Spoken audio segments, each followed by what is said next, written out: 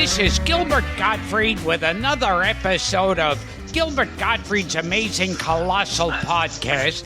I'm here with my sidekick, Frank Santopadre. Hi, Gilbert.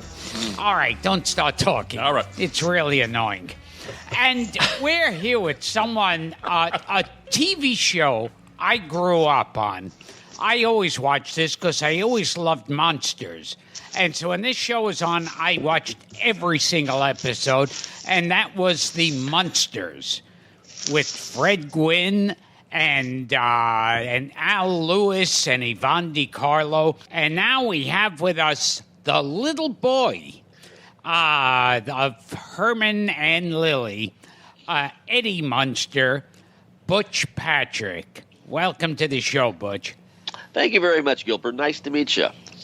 Now, how did you go about getting the job on the Munsters? Well, in the early 60s, my mom knew an agent who was breaking off to open an exclusively child's agency. Her name was Mary Grady. And her son was already working as Robbie on My Three Sons, Don Grady. And my little sister actually was who they had their sights set on. And I went along for the ride, and they took a few photos of me at the end of the shoot. And one of the pictures wound up in a Hollywood Boulevard photographer's window, a guy named Amos Carr, who was a very famous photographer back there. And I had this look about me that somebody saw, and it wasn't quite like Lana Turner at the drugstore, but somebody on Hollywood Boulevard, Hollywood Boulevard saw it, and somebody saw it, and then they submitted me for 3 interviews. And I got my first 3 interviews were a commercial for Kellogg's, a movie, and a series called General Hospital in its first year. So I got very lucky, and I got some credits under my belt. I then went on to do The Real McCoys for a year, a lot of guest starring roles in some movies. And in 1964, they had cast, they'd gone to a lot of kids in Hollywood looking for Eddie Munster, and they narrowed it down to this one kid, had actually hired him and shot a pilot named Happy Durman.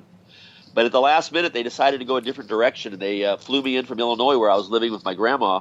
And me and Yvonne DiCarlo did a screen test together, and they said, don't bother going back to the airport, you got a job. Wow. Now, and you've had several parts before the Munsters. Yeah, like the 2 series, but aside from the 2 series, I did a lot of movies. I did a lot of, back then we had Mr. Ed's and My Favorite Martians. And, Didn't you do Bonanza, Butch, and Rawhide?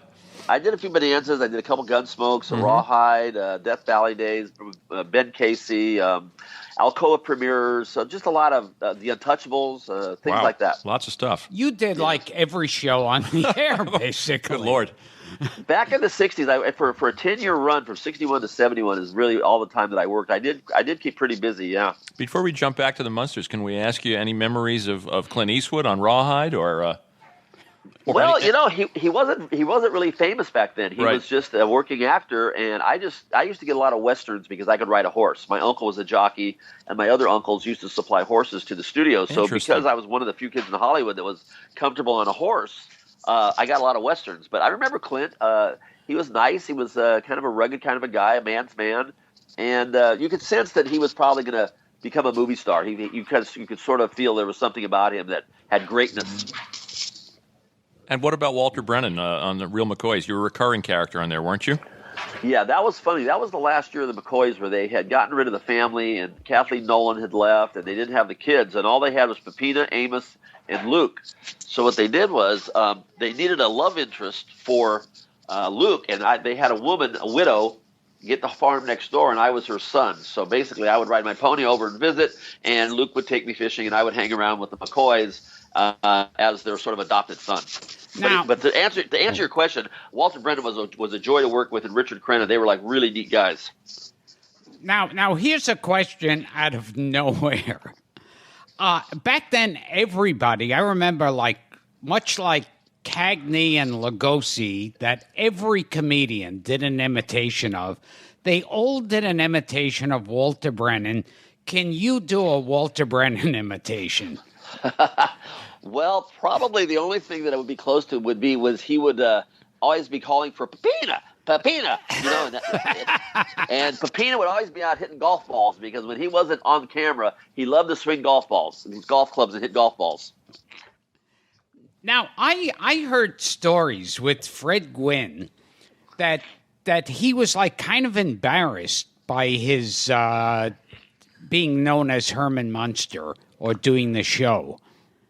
That is true. After the show wrapped and he went on to do other things, he was constantly compared to, no matter what he did on screen, he was always, the people in the audience would murmur, oh, there's Herman Munster and Herman Munster this and Herman Munster that. And he did such a good job that it kind of became his I don't know, Achilles heel somewhat. I mean, people just always remembered him as Herman Munster no matter what he did. Yeah, typecasting, right? Yeah.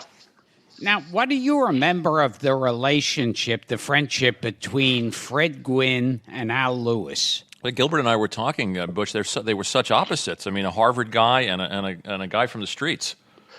Yeah, Al was just such a typical New Yorker. I mean, we miss him a lot. When I would go visit him in his restaurant and stuff, I mean, he would walk down the street and just everybody would stop and wave and yell "Grandpa," and he loved it. I mean, it's like you, Gilbert. I mean, everybody knows who you are and everybody loves you, and Al was the same way. And him and Fred, to be honest with you, having been so different, but having worked together on Car 54, I guess they created this on-screen persona, and they became friends that I honestly believe some of their comedy routines in the Munsters are as good as any Laurel and Hardy or Abbott and Costello. Oh, wow.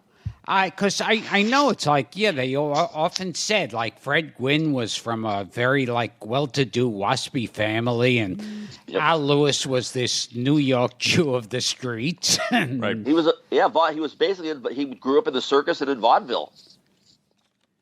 He was a great character. We went into Grandpa's restaurant on Bleecker Street many times. I have to tell you, Butch, once I had... What's that? Go ahead. I was going to say, do you know who owned Grandpa's restaurant? Who's that? John Gotti. Really? I had heard that. Wait a second. That's good stuff. Wait, I had heard that it was like a mob-owned joint. It was. I used to go there for dinner, and it would be, hey, you gotta call me, Mikey or Tony. Al don't remember things so good. You want to get a table, you gotta talk to me. So it was like Goodfellas. It was. I was a film school student, and I was eating dinner at Grandpa's, and there was a script sitting on the table. And, he used to make the rounds and go from table to table with the little stogie in his mouth. Oh, yes. Greet everybody, and he comes over, and he says hello and asks if we're having a good time. And he says, is that a script? And I said, yes, it is. He picks it up in the palm of his hand, and he picks it up and weighs it, and he puts it down. He says, overwritten. And just twirled his cigar and walked away. It was a great moment. People who I still have people coming up to me. I mean, everybody who ever met Al Lewis remembers the meeting vividly. What a wonderful character. And, of course, he's so known for the Munsters, but he did a lot of wonderful things. I mean, he's in this great Sherlock, kind of a comedy about Sherlock Holmes called They Might Be Giants with Paul Newman and Joanne Woodward. Was that George C. Scott? Yep, George C. Scott. And he's very funny in a Kurt Russell comedy called Used Cars. Yeah, he was the hanging judge. Yep. He did a lot of other stuff that people don't talk about or give him credit for. And he pops up in one of these episodes I remember so well of Night Gallery, where Godfrey Cambridge is a failing comedian, and he finds a genie played by Jackie Vernon. Oh, yeah. And he wants to be funny. And the club owner is Al Lewis, and I think his agent is, what's his name, from Happy Days. Tom Bosley? Tom Bosley. Right. He turned up in the strangest places, but he was always good. Yeah, he was a strong character actor, no doubt. In fact, the Grandpa character, I mean, well, you remember Al. He was running for governor. He was running for senator. He was a Green Party. He was a political activist. And, he lobbied to have his name on the ballot as Grandpa Al Lewis. Yep, and a basketball expert. And a huge round ball expert. That's right. He was actually on the payroll of several NBA teams at the high school level because he would go out and see high school players, and he knew, like, every player on St. John's to the 12th man, I remember Al Lewis bumping into him a lot during these Al Goldstein, the publisher of Screw magazine. Yeah. He would have these big luncheons, and there would be Al Lewis there with his smelly cigar and his long fingernails and Western clothes. Yeah, he was a very interesting character. He was very eccentric, and especially, a lot of people don't remember this, but Al was a very big guy. He was like 6'3". And because he was standing next to Fred Gwynne in those shoes at 7 feet tall, a lot of people were surprised when they meet Al that I didn't realize how tall he was. And the fact that he did the long fingernails and the hair sometimes would be in a ponytail, and sometimes it was wildly out the sides like sideburns. And But the he was cowboy always- boots. Cowboy boots. That's right. And Howard Stern used to make huge fun of him, Oh, my God. The bolo tie. The bolo tie, you got it. Yeah. Yeah, just a great character. And they were such a wonderful comedy team. I mean, as you said, they'd had a little background together on Car 54, but they were just a great Mutt and Jeff team on the Munsters. Their timing was just impeccable.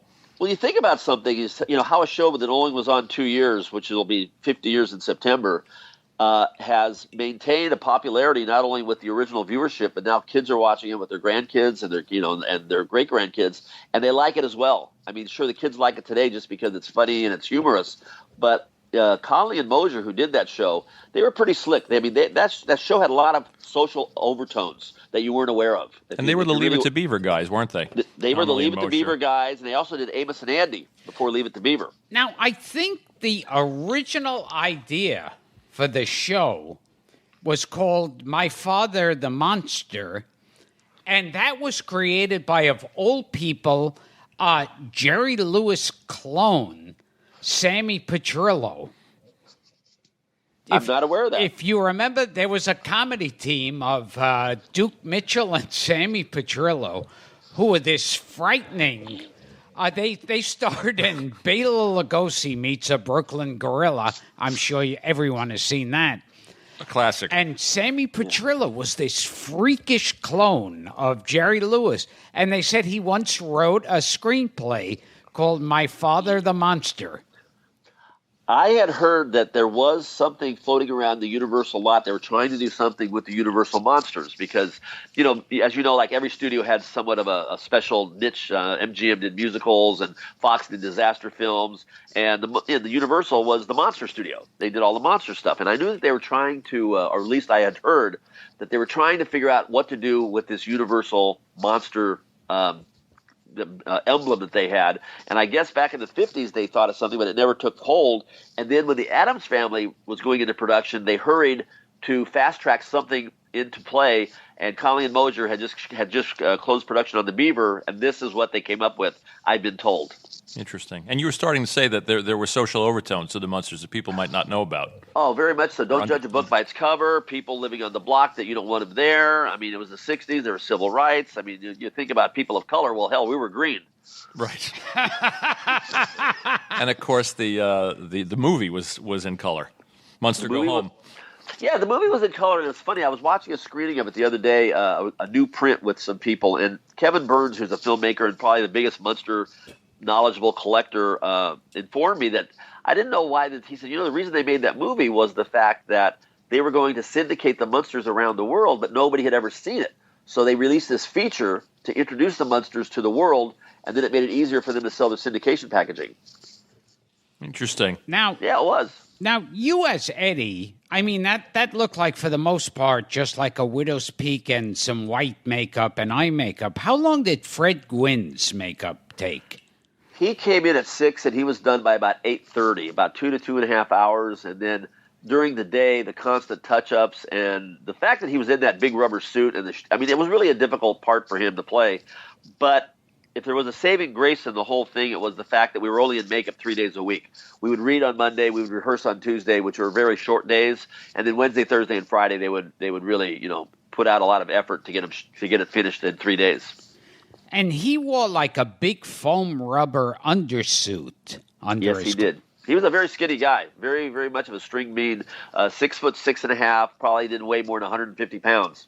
So it's hot. You guys are under lights. You're in the San Fernando Valley, or at least Los Angeles, and he's wearing what, 40 pounds of rubber and clothes? Because I've seen Al Lewis in documentaries talk about how much weight he would lose.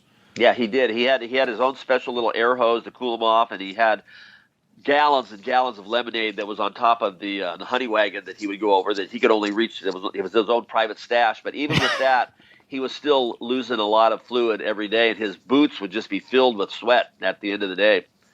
Wow. Tough job. Tell us, Butch, too. What we talked before about why the original Lily was replaced, and in fact, I don't think she was even called Lily Munster in the pilot. Phoebe. They had her called Munster. Phoebe. Yeah. I honestly, I don't know. I just know that me and Yvonne. I think Yvonne was an addition to the show because of her name. She was actually a movie star. Sure. And Ten Commandments. And she was coming in when really movie stars weren't doing television. And the reason she did it, my belief, was that her husband, who was a stuntman, had been hurt and terribly maimed on the How the West Was Won train accident that went bad. His name was Bob Morgan. And, I think that she actually took the job, or at least part of the reason she took the job, was to bring in some money, to be the breadwinner.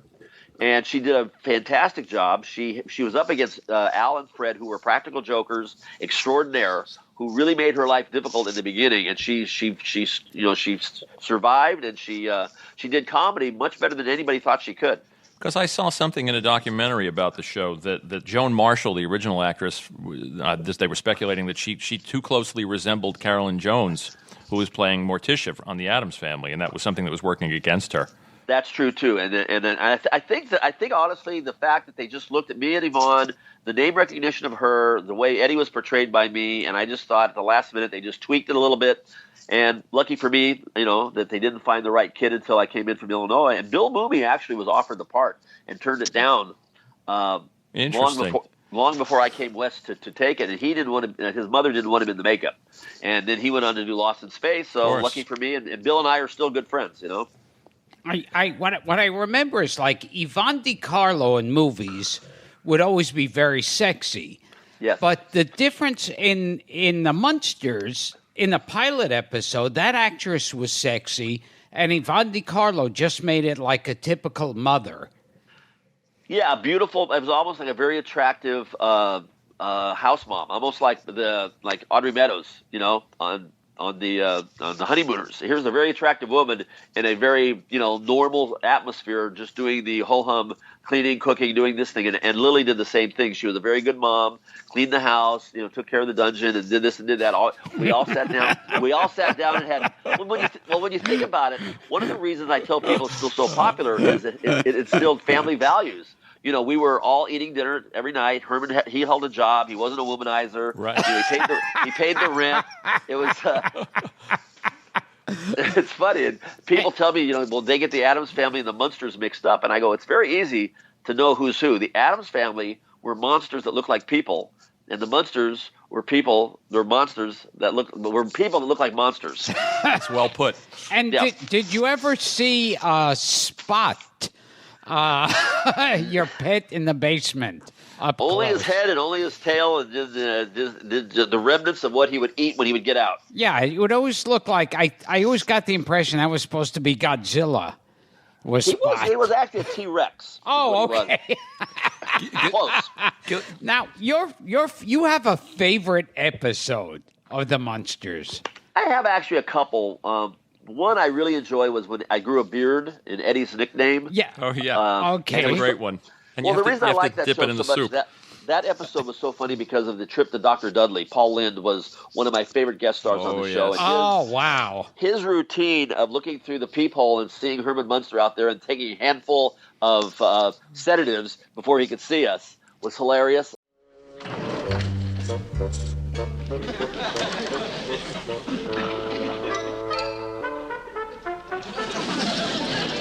Go at it again?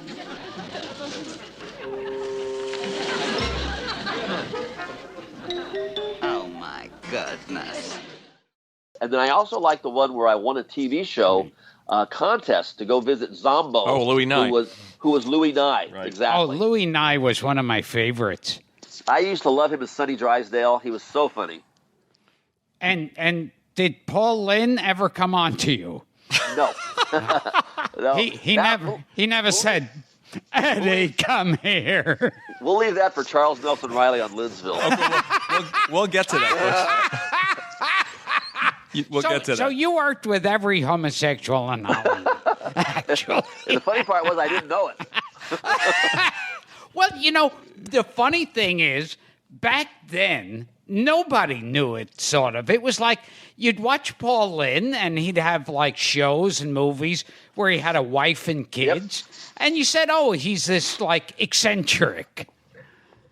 It's true. I mean, yeah. it was very much. It just wasn't really addressed as like it is today. No doubt about it. So we have to get to more of the homosexual actors who made passes at you. Because you were a cute boy.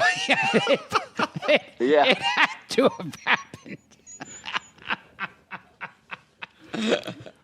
Which it's funny because we wrote down on a card, we had some notes, and I wrote down possible favorite episodes, and I just wrote down Zombo and Eddie Grows a Beard, having no idea of which two you would. Those were the two that I was going to mention. Wow. And those are two of my favorites. And I also enjoyed the one where we went to the drag strip, because anytime the Munster coach was involved in a show, I would really enjoy it because of two things. Number one, I was a kid who enjoyed cars, and number two, it would get us outside. Because after being in that dark, dingy soundstage day in and day out, anytime you'd see the light of day, it was a good day. And Gilbert and I were talking about John Carradine, who played Mr. Gateman. Yep. And Gilbert was lamenting the fact that no other classic horror stars did the show. I couldn't believe that Boris Karloff and Lon Chaney Jr. never appeared on this show. Yeah, that's true. They didn't. I don't know why that is. But the creature from the Black Lagoon made an appearance. Do you remember the creature's name? Al Stanton put on a mask, and he was Uncle Gil. Oh, wait. Who was it? Who was the actor? It wasn't an actor. It was Al Lewis's stand-in. Oh, okay. Now, and we did have Uncle Lester come on one time, and that was the Wolfman. But I remember as a kid watching it, and at the end, the creature of the Black Lagoon comes in, and water is dripping out of his clothes. Yeah. And they go, Uncle Gilbert. That's it. Let me get out of these dry clothes. Let me get out of these dry clothes and into something wet. Yeah, and I was so excited that his name was Uncle Gilbert. They didn't miss a trick. Yeah, Gilbert, I like that. So, Butch, it's 1964. The series is a hit, and you're Eddie Munster. You're on a runaway hit. Are you going to school at this time? Are you homeschooled? Are other kids reacting to this? I mean, what is your life like? It was pretty crazy, but when you're working, you have a tutor on the set. So I was out of public school from all of the fifth grade, all of the sixth grade, and a little bit of the seventh grade. So when the show got canceled, I re-entered school in the seventh grade, junior high school, and it was pretty difficult for a few days because I was in a very large junior high school. There was 3,400 students, and I was extremely small, and everybody knew that Eddie Munster lived in Gardena. So when I went to school, I actually got tossed out a couple times for creating a disturbance, and my disturbance was the fact that I sat on a bench with my honey bun and my orange juice, and 3,000 kids surrounded me and didn't go to their class. So the boys' vice principal, Mr. Brenner, I'll always remember his name, gave me the boot, and I had the choice of either going back to school or going to a private school. And I really wanted to be in public school because I wanted to be accepted as a regular guy. Sure. So I went back to school, and I befriended a couple ninth graders, and they protected me. And after a few weeks, they kind of let up. But to this day, we still have – my mom still lives in the same house, and she still has people come knock on the door. Does Eddie Munster live here? It's been 50 years, people. Now, let's move on to Lidsville. Oh, goodness. That spoke an hour right there. The summer of 71, I was offered a role in this. Sid and Marty Krofft had contacted my mom about doing a show. My mom was working for the agency, and I didn't want to. I really turned it down 3 times. I thought it was silly. I didn't really, get the idea of doing it. But they offered a very big paycheck, and they had said one thing to me. They go, "Well, Jack, this made Jack Puffin stuff made Jack Wilde a star." And I go, "Well, hold on, right now. Jack Wilde was a star because he was nominated for Oliver as the Artful Dodger." Now, he did your show, but let's keep things in perspective. So I did think the Bugaloos was kind of a cool show, and when I was out doing the interview, the little girl that was on the show was really a cutie, this English girl. So I thought maybe if I did this show, I might run into her once or twice. And that was really the deciding factor of doing Lidsville was the money, and it was just one summer, and it was going to be on at 10:30 in the morning when I thought most of my friends would still have hangovers, and nobody would ever be up to see it.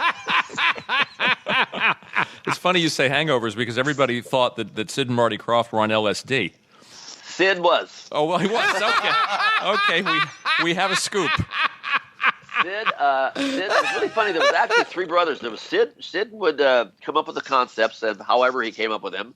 Marty would implement them into a production value thing. They had the studio, and they had the the plant where they manufactured all the things that they did. And then there was a third brother that I never met, but he signed all the checks when I would get my paycheck. There was a Harry Croft. And it was like, where is Harry Croft, and how come nobody knows who he is? And to this day, I don't know if there was actually a fake person or a structured accountant somewhere that did this. But apparently, the world of Sid and Marty Krofft had Harry Croft signing the checks. Now I heard a weird Sid and Marty Krofft story. I heard someone who was working for Sid and Marty Krofft, their father was shot one night. And really? So then the next day, they came in to work, and right after their father was just announced dead, and Marty said, "Hey, he looks a little off today. He's not doing a good job. He's being really slow. I'm going to get rid of him." And Sid goes, "But Marty, you can't fire him. His father died the night before. He was shot." And Marty said, "We didn't fire him, Sid. We didn't shoot him, Sid." That sounds like Marty. Marty was funny, when Charles was chasing me around and giving me kisses and I was trying to. Oh wait! Hold on. Okay. This is Charles Nelson Riley, the other homosexual in Butch Patrick's life. What Charles would do, what would happen every day when I would go to work, is I basically was not into the gay community and I didn't really understand all this, but Charles would sneak up behind me and he would give me a big bear hug and give me a big kiss on the cheek every morning, and he'd go, "I love you and I don't care who knows it." So this became an ongoing spoof, on a daily basis. And then finally I got upset and I said, "Would you stop it, Charles? This is, please just leave me alone. It's becoming uncomfortable." And I went to Sid and complained. You were a little kid. Yeah, telling 17. an adult homosexual, "Stop it." Stop it. And You're coming on to a little boy. Stop it. Well, I went to my guys that I was doing records with. I go, "Why is he doing this to me?" I go, "Do I look gay? Do I walk gay? Am I doing something to entice him?" And they go, "No, he doesn't care whether you're gay or not. He just likes you. He don't care." And I said, "Oh, all right, that's how it works." So I went to complain to Sid Krofft about it, and then Sid was gay, and I didn't know that. Oh, wow. This is like Invasion of the Body Snatchers. Well, finally, Sharon Baird, who was one of the Mouseketeers who had been working with the Crofts for years, took me aside, and she finally grabbed me to, she pointed everybody out of the set and told me what their sexual preferences were, what the little people were, everything that I needed to know in a crash course of about 20 minutes. And from that day on, I was okay. So what? Wow. What homosexual men? Who was who and who liked what and what was going on. Finally, after that, I understood the whole dynamics of it. Wow. You should steer clear of. Let me put it this way. That was the last show I did. Oh. Who knew there was so much going on the set of Lidsville? It was crazy. It really was. Butch, tell our listeners the premise of Lidsville again, because now that you've pointed out was it Sid that was on acid? Yeah. Okay. It was a kid goes to an amusement park, which actually was Six Flags Over Texas. I see a magician who was Charles Nelson Riley perform a show. I then sneak back after everybody leaves to check out what's coming out of the top hat. When I see the top hat, it turns into colors. It starts growing and growing and growing. Wait. Hold on a second. Okay. The idea, now everything has a double meaning. Yeah. When you said, I had to look to see what was in his top hat. Right.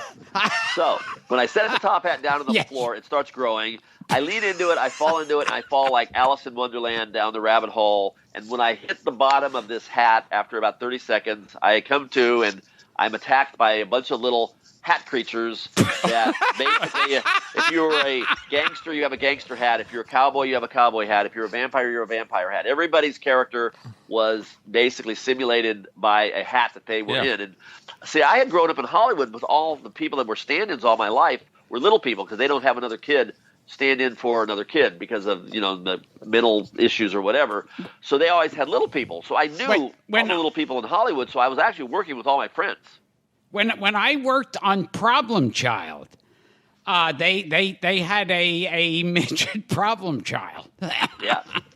There was a vampire hat named Bella, which Yes. Gilbert would appreciate, right? Oh yes.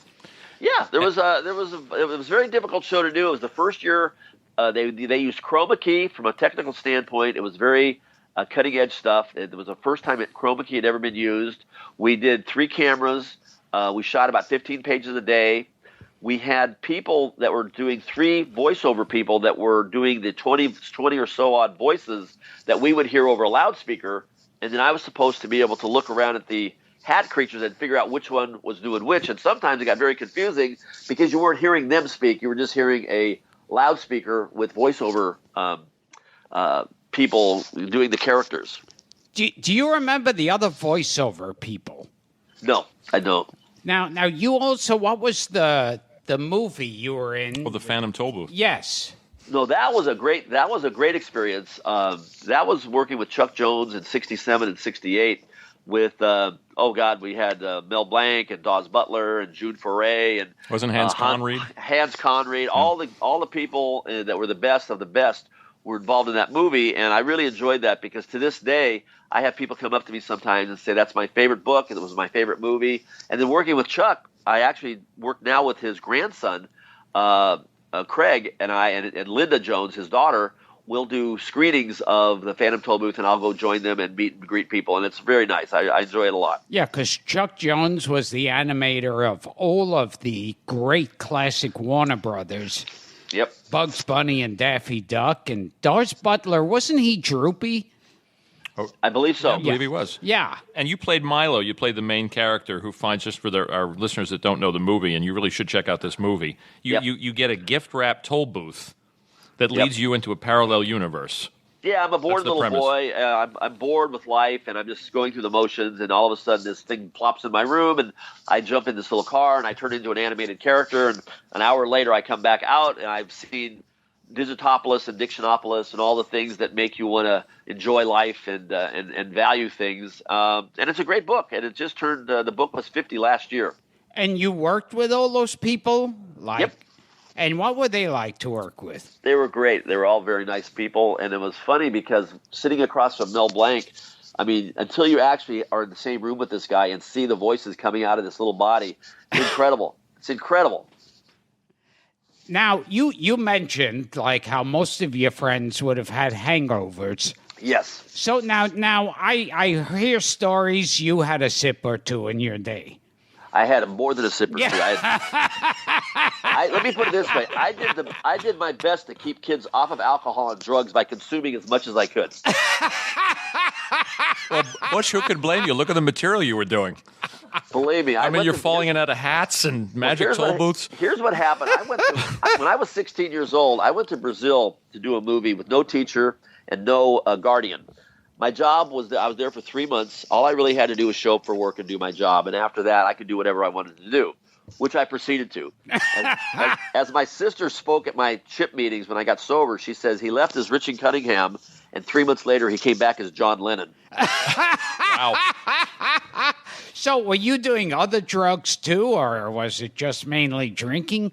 No, I did everything except needles. I never shot heroin, but the different decades were, the 60s. I was drinking in the 60s. When I was 16, I started. In the 70s were a lot of weed and pot and Quaaludes and things of that nature. And then the 80s were coke, and then the 90s was speed. And So you were topical. yeah, whatever was around, whatever I could lay my hands on, or whatever I could get a good deal on. But I have been clean and sober for over 3.5 years now. Oh, good for you. Great. Congratulations. Great. Thank you. Life has taken a really good. I was lucky enough to survive it, and for some reason I'm here, and I'm in good shape, and I survived cancer. So it's all good. Yeah, how are you feeling?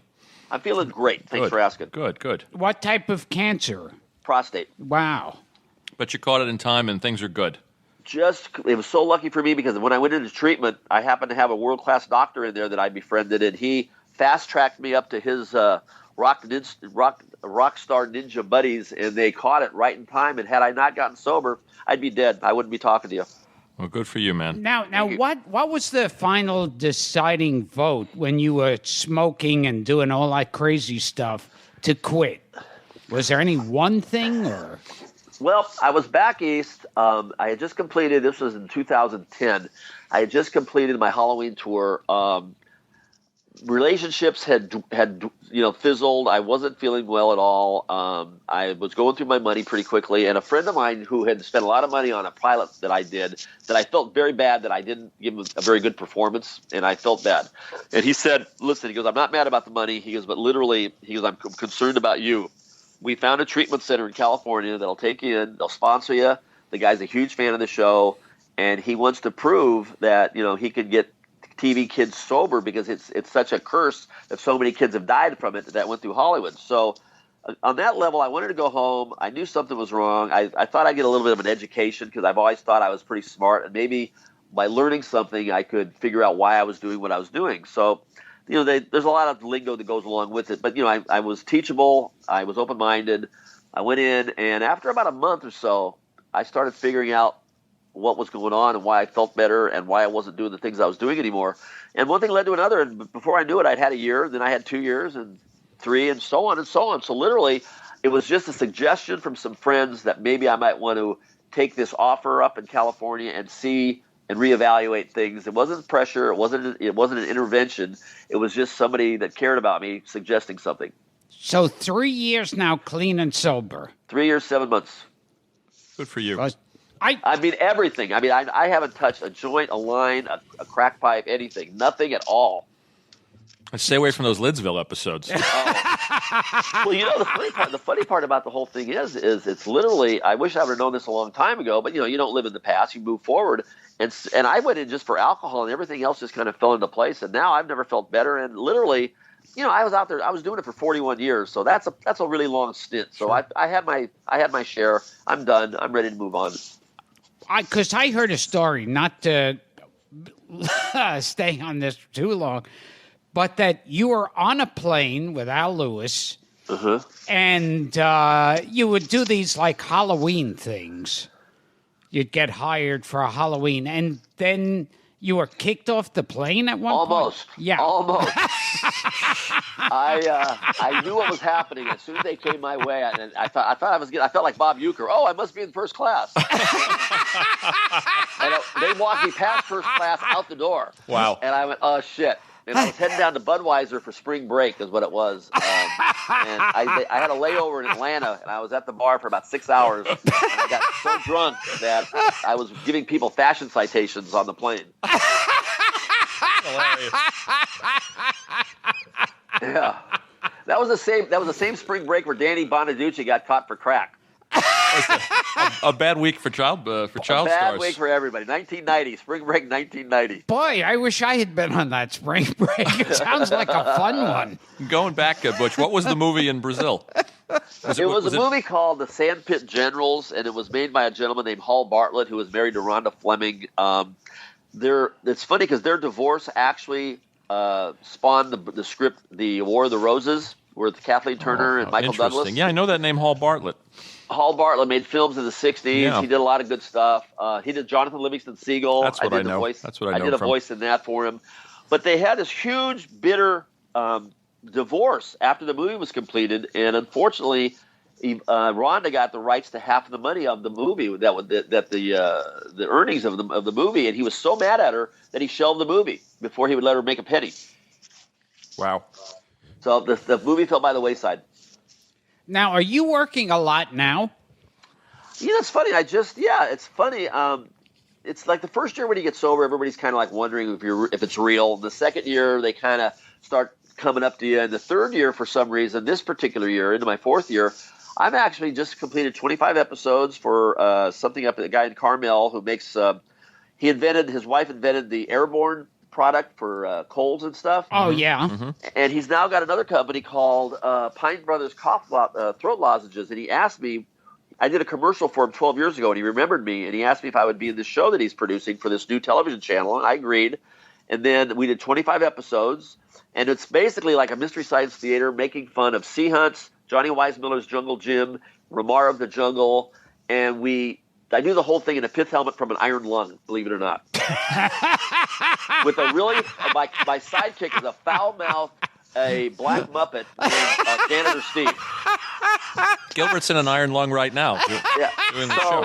We did it, and it's very, very funny. And then, and on top of that, I just had a gentleman, believe it or not, from Canada yesterday call me that wants to do a documentary on my life since I got sober, which is kind of cool. That's great. Now, you had your own band for a while. I don't know if you still do. No, in 1983, we basically MTV was all the rage, and we decided we would try to do rock videos for other bands, and we needed to do a video, so we created Eddie and the Monsters. We put lyrics to the Monsters theme. I actually don't sing. My guitar player sang it. I don't play bass. My producer played bass. I was the original Munster. I like to say I'm the original Munster Manilli. That's funny. But didn't you have a novelty record in the 70s? Whatever happened to Eddie? That was it. That's the one I'm talking to. That was in '83. 83. In the early '70s, I had a band called Sugarloaf as my studio band.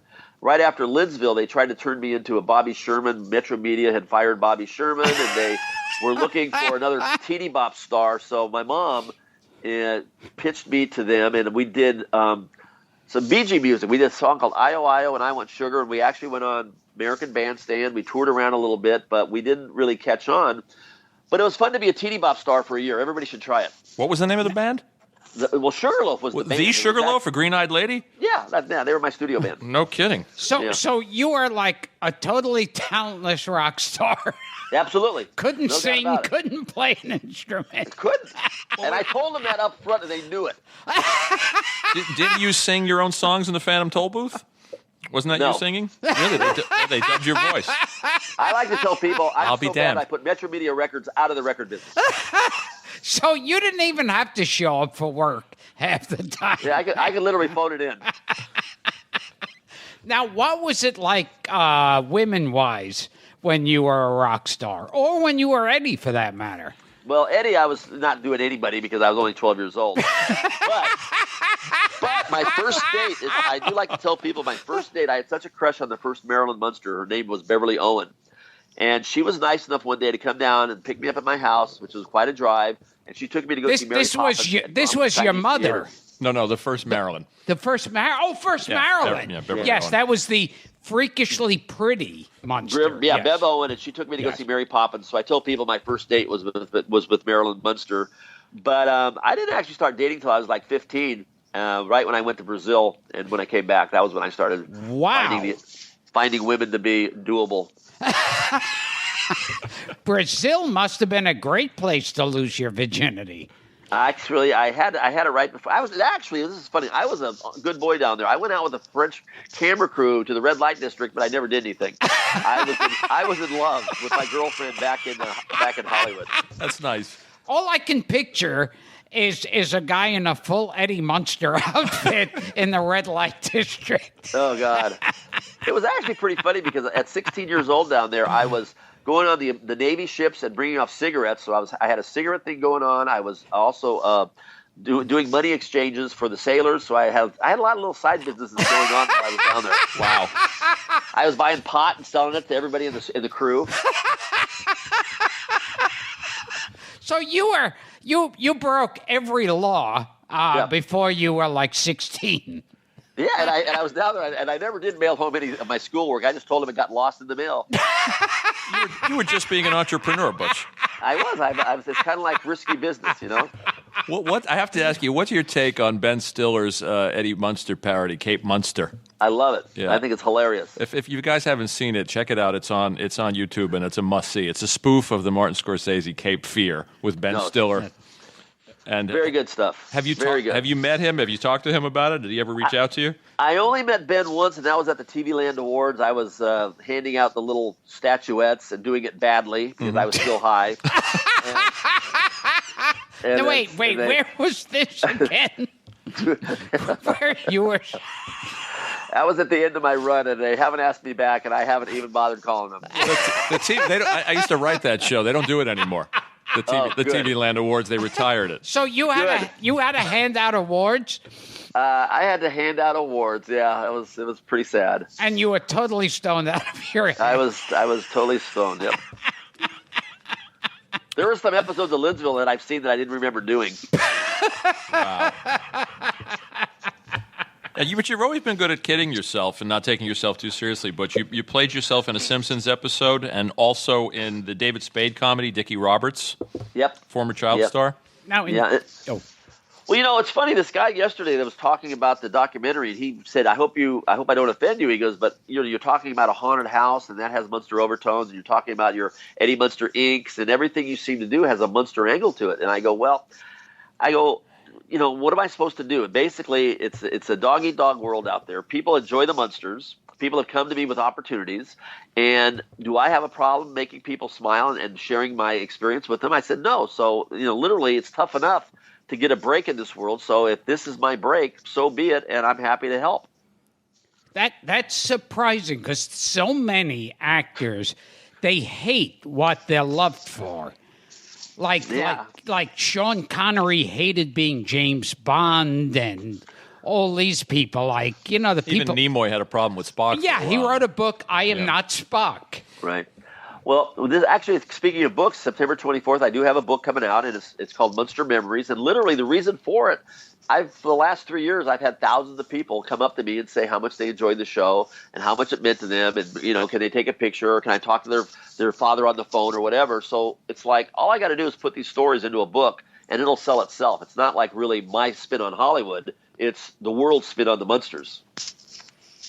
Although I get suicidal now when they say, can you talk to my father? Because I'm thinking, wait a minute, I used to watch that show on TV.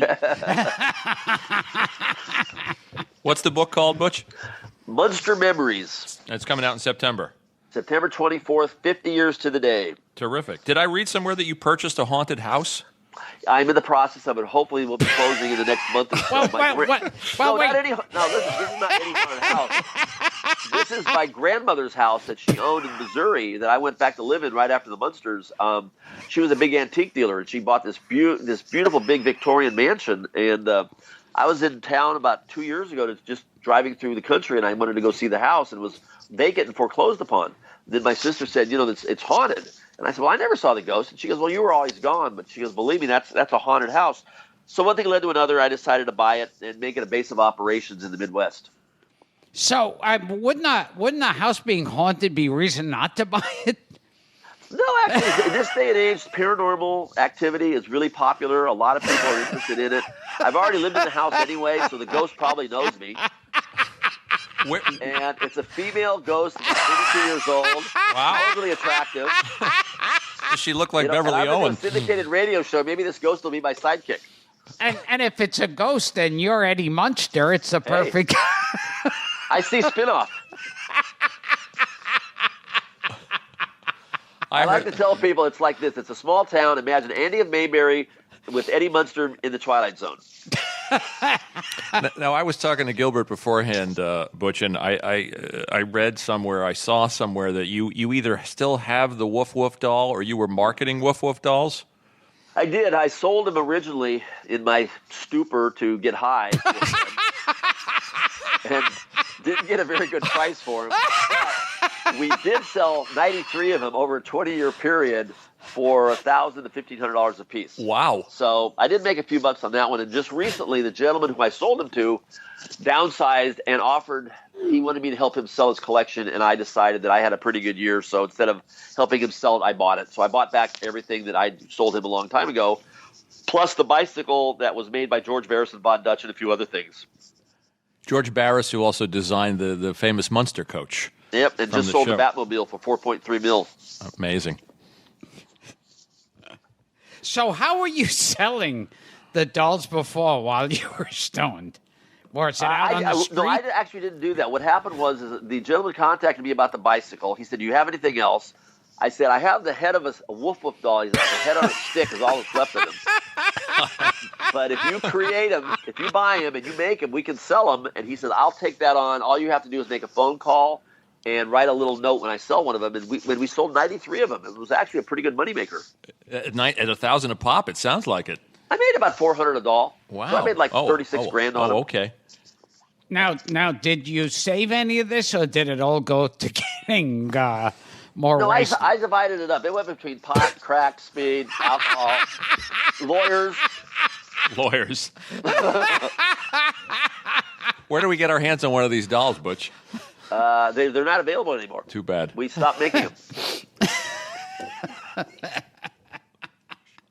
And now that I'm straight, I don't have to think about making more dolls to support my habit. It's a bright new world.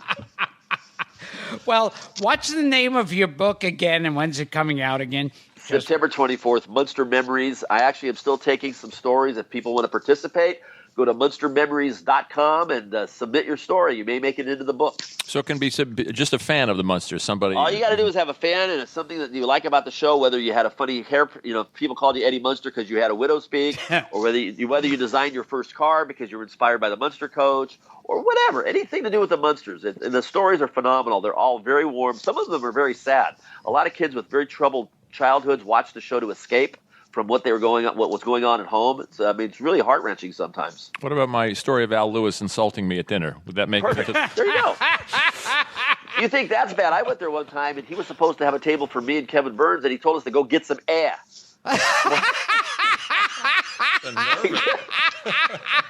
Get some air. The nerve of him. The nerve. Or he'd do this. Butch, you think you know, but you don't know. You think you know nothing. I used to love the way the steam came out of his ears. The episode where you guys rent the house and then you come back. And far out Munsters to the Standells. Right, the Standells doing a cover of I Want to Hold Your Hand. Terribly. Yeah, terribly. And of course, there's that great moment where Grandpa's standing perfectly still, so the special effects guys are blowing the smoke out of his ears. They're out of this world. He goes, what's the big deal? I've been there before. Oh, great stuff. Warped my childhood, Butch. I thank you. No problem. So this has been a surprisingly enjoyable wildly episode. Entertaining. And what's really great to hear, and I mean it, it's like every child star you hear about, you just think, oh, well, this guy's an inch away from suicide or ODing. And here you're cleaned up and you're working, and the idea that you've got such a sense of humor about your whole life. Well, it's gotten me through some tough times. Thank you. Yeah, I admire you for being so forthcoming about all of it, Butch, and so pardon the expression, sober about it. Yeah, no problem there, buddy.